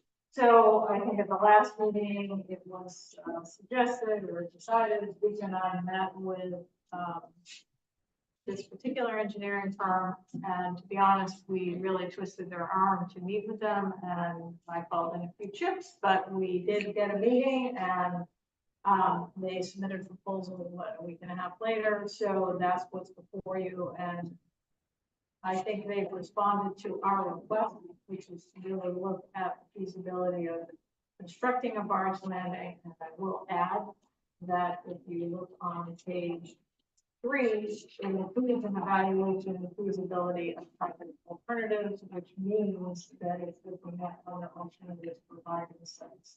So that is part of the analysis. It won't be a thorough, comprehensive analysis of each site, but it will be a summary of what the other options are. That would be if we submitted a permit application to the Department of Environmental Protection. That's part of the permit requirements. So I think we've asked this firm to provide us with their most experienced coastal engineer, and he's agreed to work on this project, and it's really a permitting and engineering question. And and I think, my recommendation is that we approve tonight, make a motion to approve hiring them. And the cost of the project, if you recall, we had set aside up to $30,000. Cost of this project is $15,000. And there might be follow-up work from this. I can't say, it's gonna answer all our questions, but it's a pretty good, attempt to get closer to the finish line on the question. So I guess, given that, it's really whether people have any questions. Okay, one other thing I would add is the time frame. The schedule that they're proposing starts in August 24 with a notice to proceed, and task 4 is the last task, evaluation and feasibility of project alternatives. They're estimating 4 months from notice to proceed. David? I'd like to second Carol's motion and ask a question about. There was no motion. There was no motion. There was no motion. I thought you made a motion. No, I just suggested that we, Well, I guess let me just ask. a question. no. Task 3, regulatory pre-application meeting. Let me read it. GEI will coordinate a regulatory pre-application meeting on site with the town and representatives from the Army Corps of Engineering, and Maine Department of Environmental Protection, Maine Department of Inland Fisheries and Wildlife, and DIFWs, the Maine Geological Survey, MGS. In the event the agency is not able to attend, GEI will coordinate an additional virtual meeting if necessary. And my question is, who takes precedence in that group? If one says yes and the other says no, They all have to say yes. You have to get permitted under the legislation. You have to get permission from everybody who has authority under the legislation. So if they all have authority and one of them says no, if Fish and Wildlife says there's an eagle nest there, you can't do that, or whatever gets proposed, then you can't do it. Interesting. I think It's that's similar to the, the aquaculture process. the whole point of this is to see whether it is an option and what the other alternatives are. And particularly task 3 would go a long way to interesting. You know, I think we've talked to the DP, we've talked to MGS, but it's really important to get them all in the same place. Understand what's possible, what isn't possible. Other conversations? Is there, yes, ma'am? So when they say other sites, they're talking about Bennett's Cove and the Stone Pier. So they have to do what's called an alternatives analysis, yes. So they have to say, you know, what other sites, what other options are feasible to basically, you know, provide the same service. And that could, you know, that could be existing sites or potential future sites. Okay. And my second question is, when all of these players are meeting together, is there someone from the board of, from the select board? Certainly, Well, certainly the town administrator would be there and probably 1 or 2 select. okay, good, thank you. David? I have another question that's probably impossible to answer. I'll ask it anyway. What criteria do they use on each of these individual sites? Is it, for example, is it just topography of whether it's a good landing or not? Or does it take into account the number of households in that immediate area? But how do they sort that out? I can't answer that question for you, but I think it's probably primarily the site suitability for the purpose, which would be barging. And that, you know, what the regulatory constraints would be and what cost constraints to develop the new site would be. So it's not every little aspect of the site, but I think it's, you know, it would be really looking more at the site suitability, which I think is worthwhile. Yeah, because I think the DP on the DP side, they want to know what are the other options for community events. We've been saying, I think, somewhat collectively that this is the only option. Well, they're going to be a third party who has to come in and look at whether or not there are any other options. And I think we let them do that independently with the information that we have, and, you know. And then we look at the report and decide what to do. Yeah, I mean, they may say we have another option. I can't tell you what they'll say, but I think that's part of their job is to look at the information. And it doesn't mean we go to Bennett's, it doesn't mean we go to Stone Pier. I think we just need this question answered. That's really what we're trying to do. You've got your local experienced and, you know, are very familiar to the main DP, main DOT. And so I think they're the right folks. So to move things along, is there a motion? I'd like that motion to, what should it say? It's a motion to authorize town administrator to sign Bennett's Cove barge land and physical assessment as presented by GEI. What she said. And spend $15,000 from the account. Money's already been appropriated. You made a motion. The first motion was to do this up to 30,000. Now that this is done, whether you want to proceed with hiring this firm to actually do the physical work. Thank you. So there's a motion on the floor. Is there a second? Second by Richard, second by the board. Any comments from the public? Whitney? So I'm a little confused at the last meeting. Carol made a motion to hire this firm, appropriating, I guess, $30,000. And, for that. And actually, Eliza Jane had mentioned that why aren't we looking at other sites? I actually stood up and asked the same question. How did we get from Bennett's Cove to the other sites? And how are we going to introduce the other sites? Since we're introducing Bennett's Cove, we should be introducing other sites. And what kind of information are they going to be given about Sunset Landing, for instance? How is this going to be presented to this firm?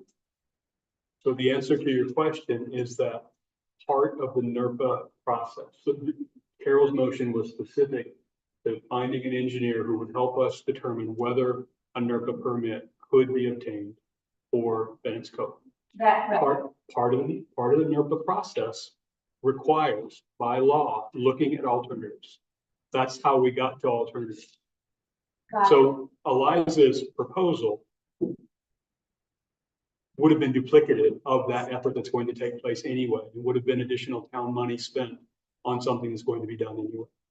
Your question of how will they learn about these other places? That's why we're hiring a coastal engineering firm to get it into the hands of engineers and out of the hands of politicians and others. Carol, did you have something to add to that? Well, and I think if you just read through the proposal, it explains. I have not read the proposal. Well, and that would probably, so they will go through a process to, and it's outlined in the proposal, and then they will provide us in the end with a report. And I've got it. Thank you. right. So I think that's, I think it's in the proposal, the question, the answers to your question. And I think just to make sure everybody's on the same page, an alternatives analysis is part of the application process. And it's not like we're gonna go out and reevaluate every other site. We're gonna do what's required for the application process. But I think we will provide them with all the information that we have on any of the sites. So a ton of work, you may or may not be aware of, but a lot of engineering work went into the proposal for Sunset as a transportation center, Yeah. including barging. And so they'll have access to all of that information. Okay. They won't have to redo it. Okay. Yep. And I think communication is the key for me. I would like to know how this process is going and where the communication is going from. And to. Thank you. We will do that. Other comments from the public? Oh, Jackie? The site visits that are mentioned, will those be public events? Probably not. Probably. They won't be select board meetings. They will be task focused and probably not public events. No. And, I observed what looked like a meeting down at Bennett's Cove a couple days ago. That was not a meeting. That was a similar kind of gathering. That was actually FEMA in one of their mini groups of people that they've sent out here to help us. And remember those famous words. The last word Ronald Reagan wants to hear is, I'm from the government and I'm here to help you. But FEMA's been telling us for several visits, you guys need to get Beach Bob out here. Other Need business. to what? We'll talk about it. So we'll talk about it in other business, but that was not a meeting. That was not about Bennett's Cove. That was about FEMA and damages. I see, thank you. So there's a motion on the floor. Has it been seconded? It's been seconded by Richard. All right. All in favor? I'm sorry. Eliza had a question. I forgot. I'm sorry. Thanks, thank you. So I appreciate that, Whitney. Whitney, I'm satisfied with the scope of this. We're taking a look, independently of the options that we have here. Certainly, there have been some significant changes facing our community. I, of course, would like to look at options from the mainland as well, which is well beyond the scope. But this is a really great first step. So I want to say I'm very supportive of it. Thank you. Okay, I don't think that changed anybody's vote, but I'll ask again. Yeah. All in favor? Unanimous. Okay, thank you. Thank you, and moving on. Other business? Yeah, so I had one thing that I wanted to make a mention of under other business, and that was a FEMA visit that we had this week. So what this is a result to January 9th through the 13th storms. They've been declared an emergency, and we have submitted 13 different damage locations for potential reimbursement. And we have to go through a really excruciating process with FEMA, follow a lot of hoop loops, go through a lot of hoop loops to try to provide them what they need, including several site visits to determine whether those damages are feasible and fall within their realm for reimbursements. And so the gentleman who is leading, who is the lead communicator with the town for these particular projects, is named Joe, and he has been out here previously on the site visits after it was initially declared, and through the site visits, it was determined by him that he needs to have a beach specialist come out because most of our damages were around right away to shore and beach erosion. And so, listening to his expertise, he coordinated this meeting, which I knew nothing about, and I am the lead contact for it until mere a couple of days before it took place. And the reason I found out about it was just a simple follow-up. Just want to make sure that you know that this is happening. So scrambled to get an additional helper for driving, and the purpose of the meeting was to drive these so there were representatives from FEMA and there was a representative from MEMA, the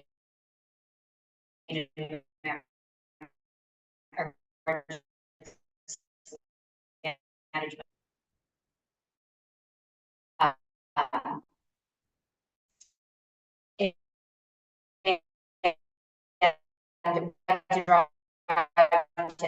And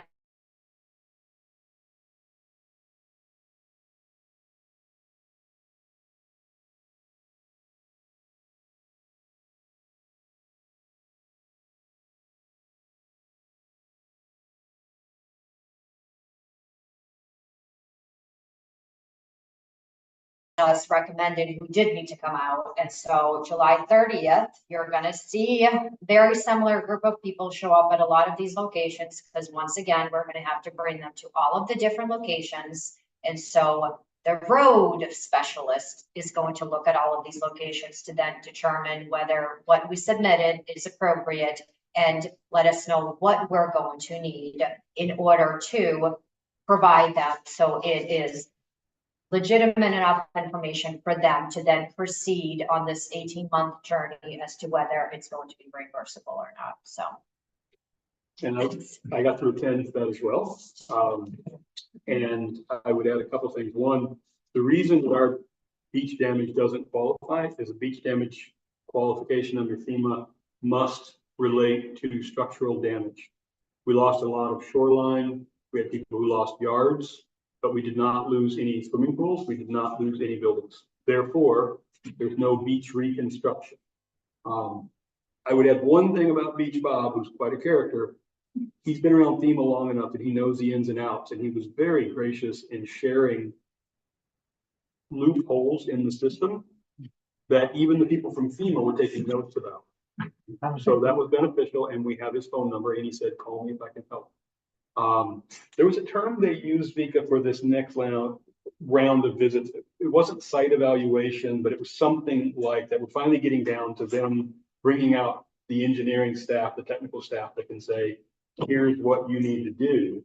And then from this last visit, we also got some tips on how to maybe get money approved before we spend town money.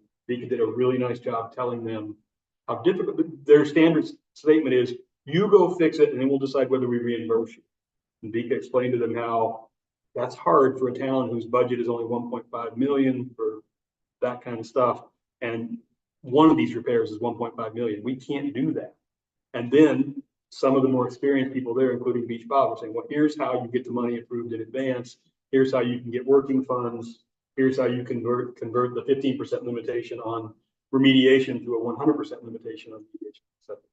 So, painful visit, and no thanks to our some of our team from the federal side who haven't been very communicative.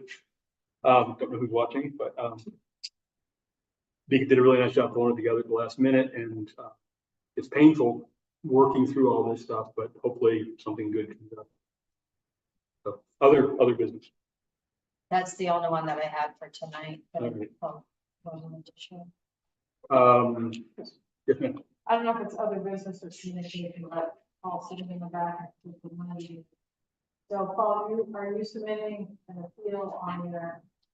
Yes. So you might recall that the town sponsored a grant application for the Shabbat Island Boatyard for resiliency funds for post-storm damages. And Paul heard recently that that application was considered ineligible. And so we had a meeting today with Nick Baptista and a couple other people from the Island Institute to ask their advice on, and there is an appeal process that is 1 week, I guess. So we met with them this morning. They, I would say, recommended an appeal. So I think Paul wants to go forward with that. I think the advice we got, particularly from Nick, was that it might help if the town provided a letter of support that the boatyard is an important facility for the commercial fishing community on the island. I mean, that's kind of the basic gist of it. And so I think I'm looking for the board to really provide approval for, to send in a letter like that. And I think the steps are Paul needs to submit his appeal by the end of the week, and then we would follow up pretty shortly with a letter. But prior to the next meeting that we would have in August, so that's why I'm bringing it now.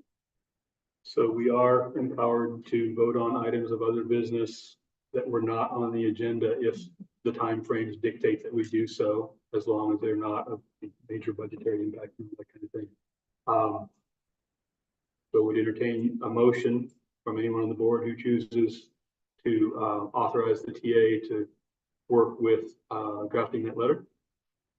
So I exactly that. I will make a motion that we authorize the town administrator to work with probably me to write a letter. Thank you. To support the Shabbat Island Boatyard's appeal of their whatever the resiliency grant. Okay, there's a motion on the floor. Is there a second? Second by Eliza Jane. Any discussion from the board? Any discussion from the public? Paul? Okay. Carol, I want to thank you for bringing this up, as well as coordinating that meeting with the Island Institute. We were rejected because Shabbat Island Boatyard is not a buying station. Okay, we don't purchase lobsters, and that was one of their specific criteria in the definition of how they say essential services are provided. As many of you know, okay, we do provide an integral role with the commercial fishing fleet here on this island. The ask tonight in no way obligates the town financially. It really is, as Carol said, a clarification that though we're not buying a station, Castle Bay has floating stacks. Okay, that's the way it's handled around here. But we serve many other roles.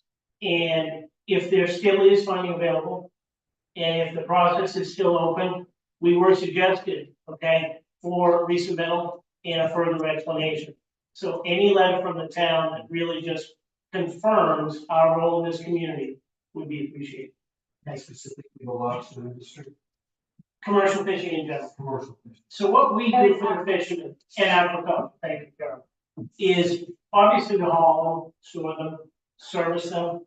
But we also drop everything. Whenever the commercial fisherman needs help, okay, we service them first. Many of you who own boats have heard me say before, they get, okay, priority during storm seasons and haul-outs, all right? The big investment we've made in our fuel system recently to get it operational in time for the fishing season is to provide them with fuel, so you don't have to go to port. All of those things don't count though in this current layer of evaluation. So everything else I could list that we do for them, okay, can come in to play if there's a second round of consideration. There's still funding available, which is the good news, okay? So it's ongoing. We intend to resubmit, and it's really just a request for the letters. Awesome. Thanks, Paul.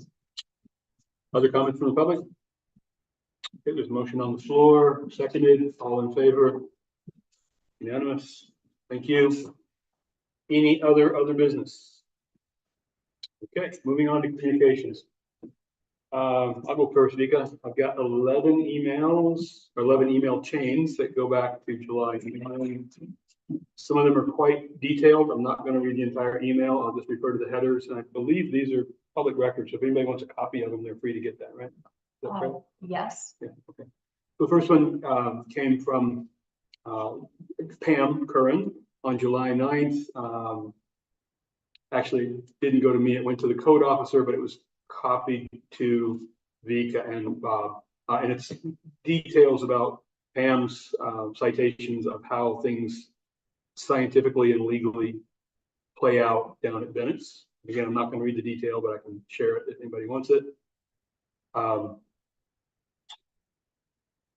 Communication from the DEP, Rob Wood, asking the town administrator and the board chair about some correspondence that he had received from residents of Bennett's Cove. Like there were several purporting that road building basically had been done at Bennett's Cove, and he was asking us if it has, and we pointed out to him that it has not. Next one, relative to Bennett's Cove, communication regarding the planks, and I believe it's related to damage of the planks. Yes, deterioration of the planks.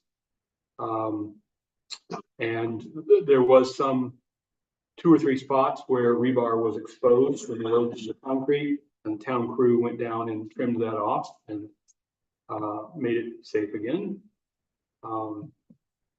Next is a correspondence on July 10th from Whitney Harvey, also related to the planks. Then an email from Whitney requesting records from the TA, which the TA responded with what the rules are for responding to FOA, Freedom of Access of Information Acts, what that timeline looks like. The next was from Susan Collins' office. We already talked about that.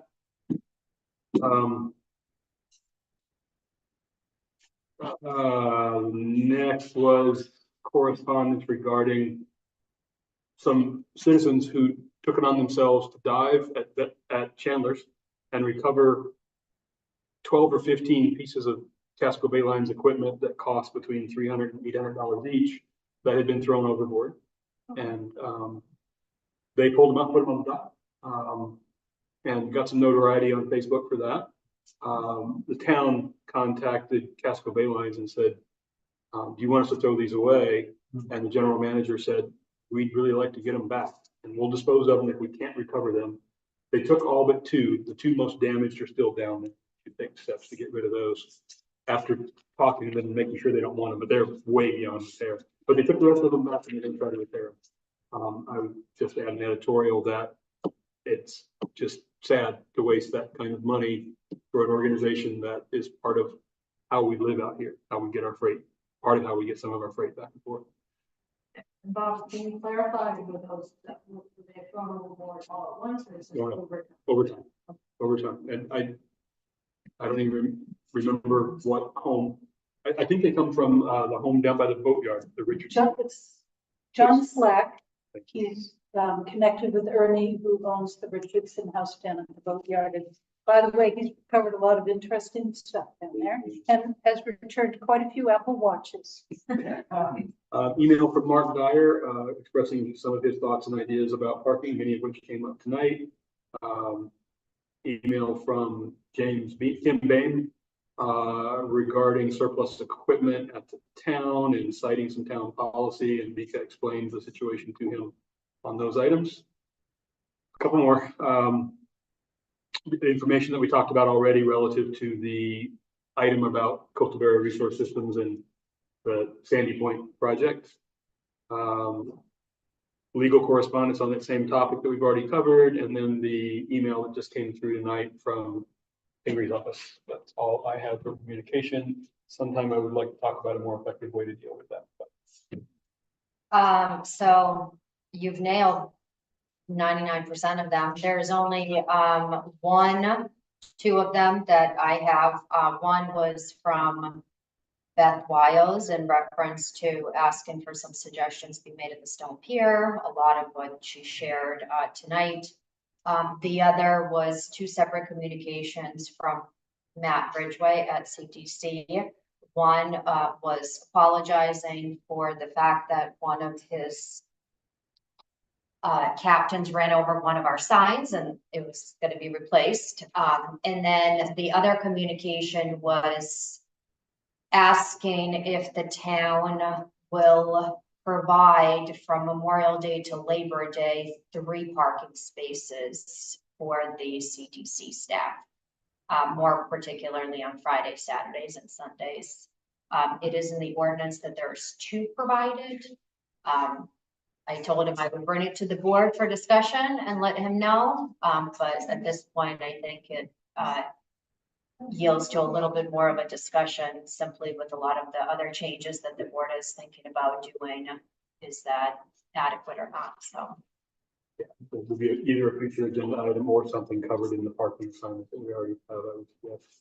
Anything else? You cover them all. Okay. Here, okay. Moving on, item 9. Yes, sir. The request from CTC, did that have some urgency to it? Like, it needed to happen soon this summer? He just said that his boat crew is asking if they could have a 3rd parking spot because they have a deckhand, so they would prefer to have all 3 employees have a parking spot close by. But there was no. Oh, this is on the present side? No. On Shabig, where the town has designated parking spots for CTC employees, there's 2 of them. And they have an extra.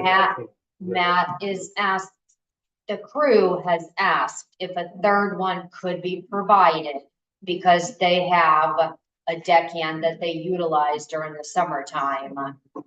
An extra deckhand. An extra deckhand, so they're looking for 3 spots instead of 2. I don't think that's an unreasonable request. Well, yeah, I think it would come up in the parking. I'm bringing up as communication, but it's in the parking ordinance. It says that CTC is only allowed 2, which is why I'm bringing it to you for communication. With all these other discussions, it's something to take into consideration, whether that's something you want to move forward with or not. So in that discussion. we will probably be reviewing some changes to the parking ordinance, so that might be a good time to for discussion. Yeah, I think that's 2 weeks, is that reasonable? I think that's reasonable, and I think given all the energy about parking, I would hate to make a last minute decision on. So, okay, that's all the communications. Item 9, to approve minutes from June 19, 2024. Is there a motion? So, Motion by David, second by Carol, discussion. All in favor? Unanimous. And to approve the minutes from July 3rd, 2024. so Motion by David, second by Richard, discussion. All in favor? Unanimous. Thank you. Items we placed on a future agenda, what I've written down tonight, in addition to all the other items that we have carrying forward. Coastal Barrier Resource System conversation about will there be a letter or not relative to 32 Sandy Point Road, and in the parking, coming back with something on parking. Do you have other items written down, Chris or Mika? We have a Not long on list this of back meeting. items on the agenda. Okay. If anybody think of any other agenda items that haven't been discussed at prior meetings? We have a long list. It's on OneDrive, and we get to a point where everybody can see that. Not at this point, but Would entertain a motion to adjourn? Motion by Richard, second by Carol, discussion, all in favor? we all will. Thank you very much. And if you can know more, right? We can come by the office to sign. We will have an email tomorrow. Please swing by the office to sign them. Thank you, everybody. Thank you. We came so close, but. Eventually.